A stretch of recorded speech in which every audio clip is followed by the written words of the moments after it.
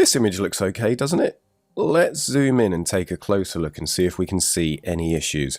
So as I go in, we can immediately see that things are not as they appear when zoomed out.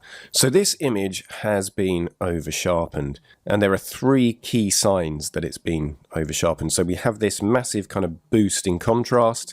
We have halos running along strong subject edges like here, and we have an increase in noise, grain, and artifacts. So the image just isn't as clear as it should be, and essentially it has been ruined.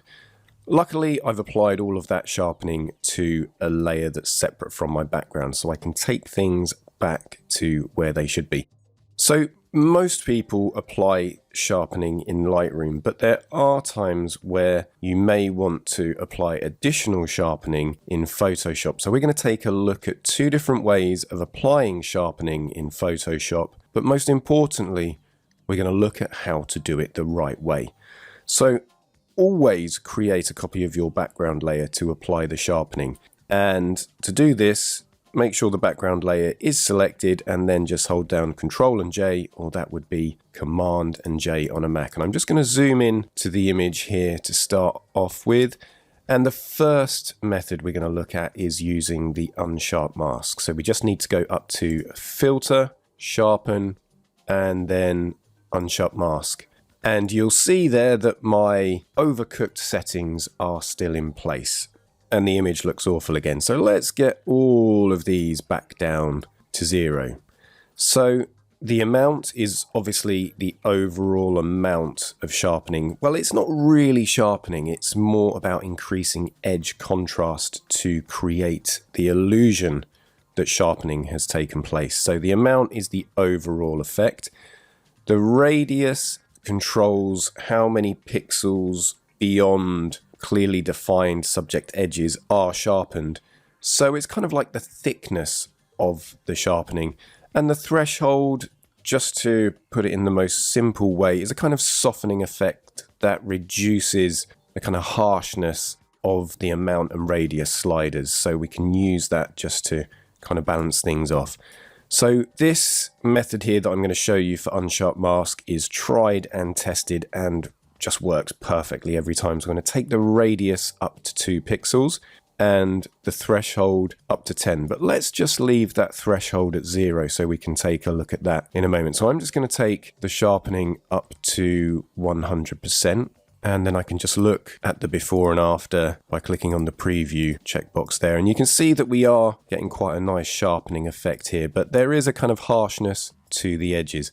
So with that amount set there, let's just increase the radius there, and you'll see how that effect is being spread out, and it really has a dramatic effect on the sharpening effect. And that's why a radius of about 2 pixels is absolutely perfect. So let's have a look at the threshold. So as I drag this slider over to the right, you'll see that we're kind of knocking out the sharpening effect as applied by amount and radius.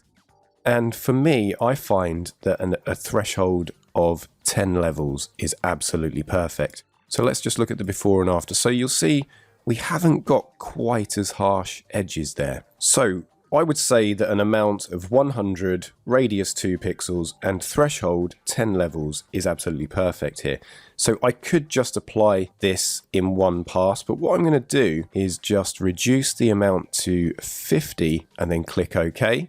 And then I'm going to run that a second time. So when I click on filter, if I just go to the top of the menu there, I can either hold down Alt, Control and F, or it would be Option, Command and F on a Mac. And then that would run that pass for me. So if I just turn that layer on and off, you'll see, so let's just zoom in a bit more. You'll see there that we are getting a really nice sharpening effect.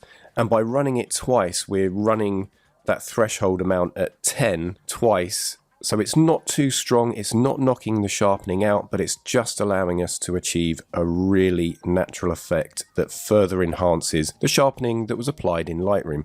So now let's delete this layer here and take a look at another method of sharpening. So for this, I'm just going to create another copy of the background layer, and we're going to look at high pass this time. So we're going to go to Filter, Other, and then choose high pass. So this is a really quite brutal form of sharpening, and as you increase the radius over to the right, you get a much stronger effect. Don't worry about it being grey right now, we're going to fix that in a moment.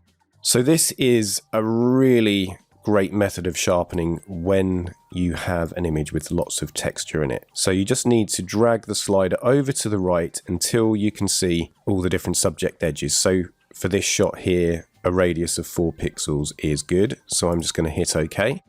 And then all that we need to do now is change the blending mode from normal to overlay, which will add transparency because it will knock that grey out. And then there we have our sharpening effect, which is really quite strong. So we can just refine that using the opacity slider.